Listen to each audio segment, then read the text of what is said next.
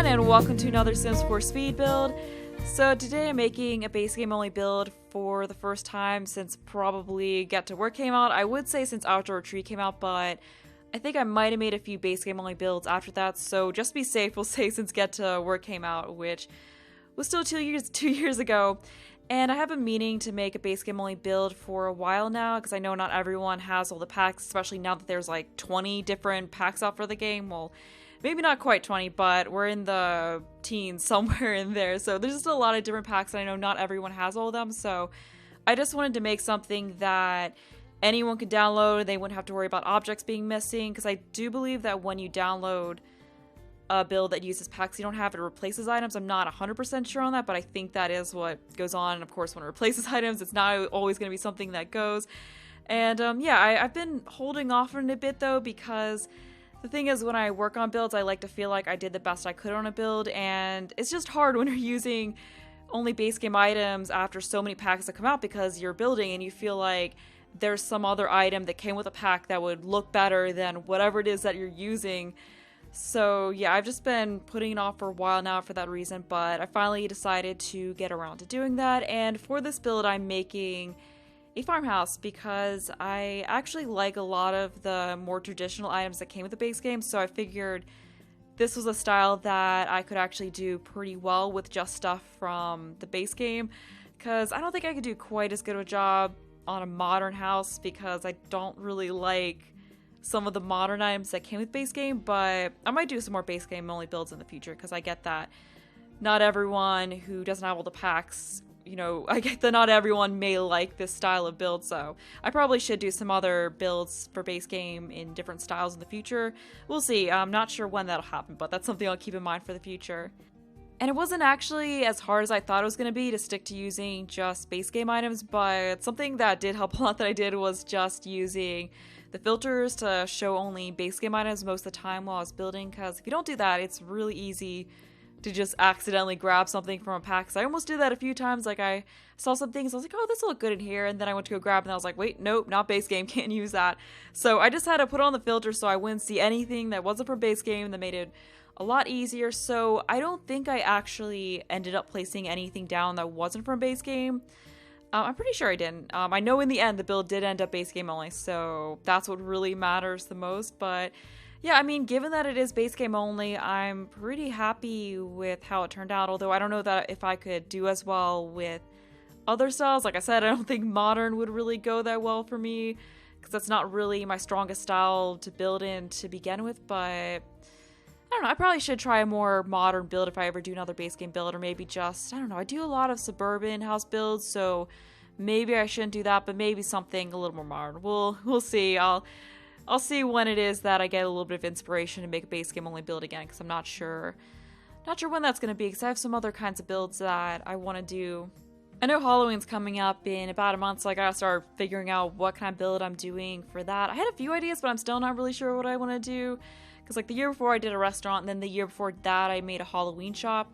So yeah, I don't know. I mean, I might just build a regular old abandoned house, but I've done a few abandoned house type builds, so I probably shouldn't do that. Another idea I had was to make kind of like a fall festival type lot that just looks like fairgrounds, but I don't know how well I'd be able to do that, because we don't really have festival rides or anything like that. I guess I could get creative and make some different kind of things, but then there's the issue of how much of it is actually practical and what would I actually set the lot type as. And then another thought I had was to actually make a more haunted version of the Von Hahn estate, like just make a version of it that looks kind of abandoned. That might be cool, though that would probably turn out to be a larger build, but I was thinking that could actually be kind of cool. I don't know if I would make it like a haunted house exhibit kind of a thing, or just like an abandoned house in general.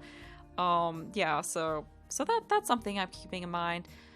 So anyway, right now I'm working on the landscaping. It's kind of hard to do the landscaping without being able to use the romantic garden flowers, because I've definitely been using those a lot since that stuff pack came out, because there are some really nice looking flowers in there.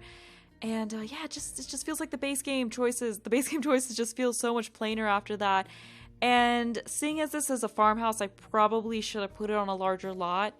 But I really want to just make something small and simple for this. I didn't want to overwhelm myself and end up with something huge I was trying to furnish with base game only stuff because I was worried that things would get a little bit too repetitive if I was doing that. So I felt like small and simple was the best way to go. So there's not a whole lot of yard around this build. You basically just got a driveway, and then towards the back there's a little garden area, which I did put some plants in from the show hidden objects cheat. So there's already stuff there. Your Sims can tend to the garden that's already planted, although I don't know, you might want to change the plants out for some different stuff. But I thought it looked a little bit better if there's already some plants included in there. And then apart from that, there's just some monkey bars, and that's really about it. That's all I had space for in the yard. So, I mean, maybe I should have done it on a 40 by 30 lot, but yeah, I didn't really want to have to deal with a ton of landscaping, and I also just wanted to make sure I kept the house smaller. Yeah, so right now I'm just getting in the area that's going to be the garden. So I found these fences that actually worked pretty well as garden fences. I was worried that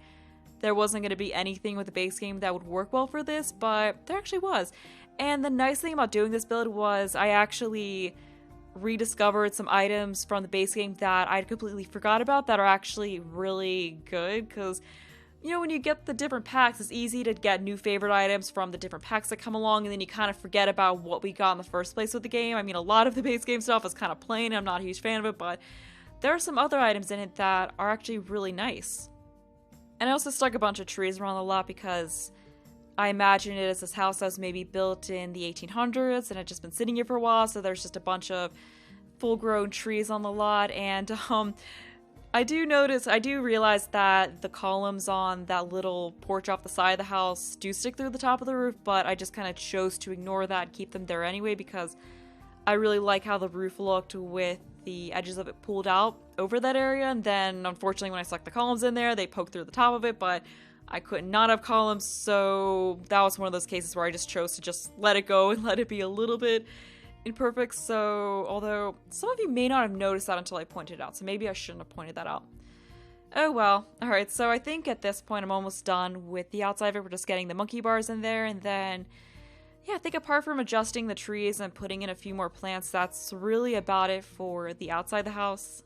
Oh, we got that patch, I think it was a few weeks ago, that came with some items, so I used some of those in this build. I didn't use all of them. I think I used the duck statue, because I thought that was perfect for this, and then the potted plant, and the couch, and the bed, and I think that was it. But I was really glad that they added a bed in, because that was definitely a really good style for this build. So anyway, right now I'm furnishing the deck area. I was kind of having trouble figuring out stuff to fill it in with, because yeah, I had a little bit of trouble trying to find seating and such that worked with this, because I think there's some stuff from different packs that would look a little bit better. Like I think Get Together had some stuff that was good for more old-fashioned decks like this, but I think it still turned out fairly decently. Oh yeah, and there you can see all the vegetables I just stuck there. I did go through and plant them, so at the end they're not all just a bunch of vegetables sitting out on the grass, but oh, there we go, I did use that one plant. Yeah, I wasn't sure if I used the plant or not, but yep, that's it for the outside. So we're on to the inside of it, and yeah, I'm actually pretty happy with how the furnishing turned out. I was worried it was going to be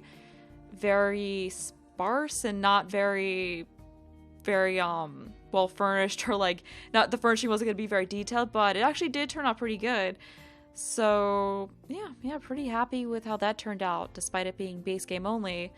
And as I was furnishing the house, I was thinking about what kind of family I would see living here, because this house is very dated, but it has a children's bedroom and a toddler bedroom, and there's a play area upstairs, which aren't two things that really feel like they go together. Because I mean, this is the kind of house that I would imagine grandparents living in, or like an elderly couple. So my thought was that this house is owned by an elderly couple, and maybe their grandkid who's an adult had to move in with their young children, or you know, their grandchild and their significant other had to move in, or something along those lines. Because in addition to the two children's bedrooms upstairs, there's also a bedroom that could be a teen bedroom, or it could be a bedroom for adults. So I mean, you could use it as a house for just, you know, like a regular family with parents and the kids, or you could do kind of like a two-family living in the same house kind of a thing, which is really what I thought of it as. And the kids' bedrooms upstairs aren't as colorful or youthful looking as children's rooms typically are, but my thoughts on that was that perhaps once a grandkid moved in, they pulled out old furniture that was their children's when they were younger and used that for their, I guess it would be great-grandchildren. So yeah, that's kind of like the thoughts I had on this house and why it was furnished the way it was furnished. And I have been wanting to build a farmhouse for a while, but I was holding off on it because for a while before they announced Cats and Dogs, there had been speculation that the next expansion pack was going to be some kind of pets expansion pack. And I had in my mind that whatever new world came with it was going to be more of a rural world like what Appaloosa Plains was. So I thought, oh, we'll wait till that comes out and just build a farmhouse then. But Brindleton Bay does not look like it's gonna be that kind of world at all from what I've seen. I think it was supposed to be a coastal town, and I believe I heard somewhere that it was gonna have lots that were over the water. I guess kind of like what we had in Lucky Palms. I'm pretty sure that was the world that had those houses that were on a pier. So I think it's gonna be a little bit more of a modern world, although maybe it'll have some more country kind of parts of it. I'm not really sure. I haven't seen too much of it myself, so yeah, I decided to go ahead and build that for this, but I am pretty excited for Cats and Dogs to get here because I think at this point we have a month and a half, November 10th. Yeah, that's a month and a half away, so it's getting closer. I'm pretty excited to learn more and all of that stuff. Oh, and I also found out that I actually don't have to be away traveling the week that it comes out, because I mentioned in a previous speed build that I was scheduled to be traveling for work when it was coming out, but they redid the schedule. And it just so happened that when they rescheduled it, they changed it so I'm actually not gone that week, which is awesome. And it wasn't because I requested to have that off. They just happened to change it for other reasons, and it just so happened that I got that week off. And another good thing is that they switched me from working overnight to days when I go back there. So yeah, that was good, because the night shifts, yeah, because I've been talking recently about how I've been going away for work a lot. I've been having to work overnight shifts and stuff like that, but yeah, fortunately they changed it so I don't have to do that anymore. And I mean, the overnight shifts weren't that bad, but it's definitely a lot harder to adjust to that and then to adjust back to a regular sleep schedule after you get back. So I'm really thankful that they ended up changing it so I'm not doing that. Yeah, so it'll be nice to not have to sleep during the day because unfortunately everyone else is up. So sometimes I get woken up by people talking loudly in the hallway or banging stuff or blaring music, and I have earplugs which help with that a little bit, but unfortunately doesn't cancel everything out. Although I can't really be mad about that because I'm just trying to sleep when everyone else is awake. And one time I actually got woken up by a fire alarm at like 11 in the morning. So yeah, that was great. So I had to go outside while I was half asleep and just stand there for a while. And then unfortunately, because it's the daytime, my body was like, hey, the sun's up, no more sleep for you. So I got hardly any sleep after that. And yeah, I was pretty tired when I went back into work that evening. And I'm pretty sure the smoke alarm went off because someone burnt their brunch or something like that. Because I don't think there was an actual fire, and the hotel I'm staying at is one of those extended stay hotels. So they're like compact studio apartments basically, so it's almost a full kitchen. It's not like those hotels where they're like, we have a kitchenette and it's a mini fridge with a microwave stacked on top of it. Like, it's almost a legitimate kitchen, and it's got a teeny little living room area and then the bed off to the side. So while that's nice, unfortunately it means that people burn their food, and then whenever someone burns their food, it sets off all the smoke alarms in the whole hotel. And apparently it actually happens pretty frequently, because it happened that one time, and then another time when I was there working during the day at like 10 o'clock at night, the fire alarm went off because someone burnt toast. And then I was talking to some coworkers, and they were saying, some coworkers who were working the opposite shift of me, and they were saying that the fire alarm went off like when they were back at the hotel room in the evening. And then one of my coworkers said that they even set it off themselves because they accidentally burned food, which I feel is kind of a problem. Like, I get that they want to, be as safe as possible and just set off the fire alarms for the whole hotel when someone burns food, but I don't know, I feel like then you get into a situation where it's like the boy who cried wolf kind of a thing, where people don't really respond to the smoke alarms like they should. Because the second time it happened to me, I was even like, is there actually a fire? Do I really need to go outside right now? Which is not the response you should have to a smoke alarm, but I'm not really sure what else they could do. Like, maybe just have it go off in the part of the hotel where the smoke alarms go off, or I don't know, but I feel like maybe all the smoke alarms in the hotel shouldn't go off because of toast being burned. But then again, there's regulations, and it's better to be safe than sorry and that whole thing, so I'm not really sure how it could be done better than that. Because the first time I went off, I looked down the hallway to see what was going on, and there was no one on the hallway, like no one was making an effort to leave their room and evacuate. And after a little bit, I saw one guy pop his head out, and he just kind of looked up and down the hallway, made sure no one was running around with their hair on fire, and then just went back into his room. And I did end up going down to the front desk because I didn't really feel comfortable just sitting in my room and watching TV with a fire alarm blaring. And that's when they were like, oh yeah, someone on the 4th floor is making toast and they burned it. So yeah, we're trying to turn off all the alarms now. Yeah, and apparently the smoke alarms go off almost every day at some point, which I'm not sure if that's regular for a hotel or not, because I don't really go to hotels too frequently. In the past month, I've been spending a lot of time with this one hotel in particular, so I don't know, maybe that's normal for hotels, but yeah, it does get a little bit annoying.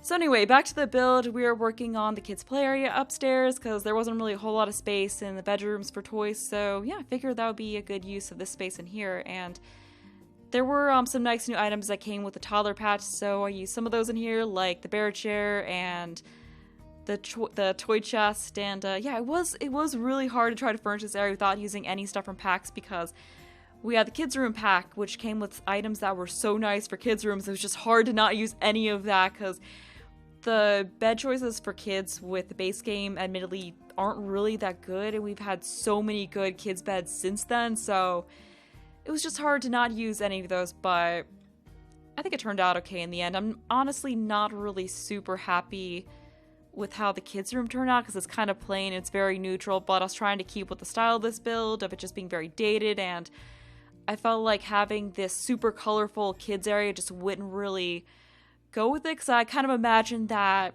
the couple who owns this house wouldn't really want to go painting the rooms really bright colors for the grandkids. Like, they'd kind of want to keep it the same and just put the furniture in there for them. But yeah, right now I'm finishing up the bathroom, which I think turned out pretty nice. We got some of those paintings in there that came, well, obviously they came with a base game, because we're just using base game stuff here, but yeah, I haven't been using those a ton yet, and they're actually really nice, so I probably should use them more. So right now we're on the kids' room, and I just used 2 beds in here, so I just used that same bed, but then used different bedding, so we look a little bit more interesting. And this room just has a lot of neutral tones in it. Like I said, it's just not very colorful at all, so yeah, there's just a lot of warmer browns in it, which is also something that I associate with interiors that are dated, so it's kind of why I went for that, because I just wanted to show that this is a house that hasn't been updated in years, like maybe since like the 80s, I guess. It's kind of got, I don't know, maybe like the 70s or 80s, I'm not really sure, but I don't know, I've kind of been into making dated interiors recently, because I am doing a Let's Build right now where I'm making this house and I'm trying to give this 90s suburban vibe, and then here we got this one, which is, I don't even know what it is. It's like, the kitchen's like 80s, I guess, like 70s or 80s, and then everything else is just a mix of things, but it was fun to make. Yeah, so pretty glad I finally decided to try my hand at making a base game build once again. Yeah, so I think at this point I'm just about done with the kids' room. We've got the bear chair in there, we've got a little giraffe and some backpacks, put a couple in because this is a room for 2 kids. And then, yeah, we got this rug in here, which I wasn't really sure about. I was kind of having trouble finding rugs that I really liked in this room, and I was kind of worried that that one was maybe adding too many warm colors to the room, but then again, I think it just really goes with that just kind of dated, old-fashioned look. So right now we're on to the toddler room. So yeah, this definitely is a bit different than toddler rooms I made in the past, because like I said, it just doesn't have a lot of bright colors in it. It's very neutral for a toddler room, not a whole lot of color in it, but I don't know, there's a few items here and there that have a little bit more color in them. Yeah, after this build, I definitely want to do something a little more colorful, because I've been also wanting to build a beach house. I don't know, summer's kind of ended already, so I don't know, it doesn't matter. I can still make a beach house if it's fall. Then I also wanted to make a penthouse. There's always so many builds I want to make and just not enough time to do them all, unfortunately. And I'm also looking forward to making a vet clinic once Cats and Dogs comes out. Although I'm not sure if I'm going to do it as a Let's Build or a speed build, or maybe I'll just do both, because I think my Let's Build a Family House series is probably going to be ending around the time that comes out, so I did want to do Let's Build a Vet Clinic series, and I might also want to make a vet clinic for my Let's Play. I'm not really sure about that yet. We'll see, but yeah, I'll definitely be making a vet clinic or two. So looking forward to that. And I'm also wondering if they're going to add in any other new lot types with this expansion pack. I mean, I can't really think of what else they would add. Maybe some kind of special pet park, but I'm not really sure if another lot type for that would really be necessary. So I kind of have a feeling that the vet clinic might be the only new lot type that they add. But right now we're on to the last of the bedrooms. So this is the one I was talking about that could be either for a teenager or for adults. So kind of work for whatever you want, because this bedroom is very neutral and plain. So you could definitely go in and customize it for your Sims a little bit better. But that's about all I have to say in this video. So if you want to download this, there'll be a link to do so in the description, and also have some other stuff in there on how to find it in-game. And yeah, that's going to be it for me, so I hope you enjoy the rest of the video.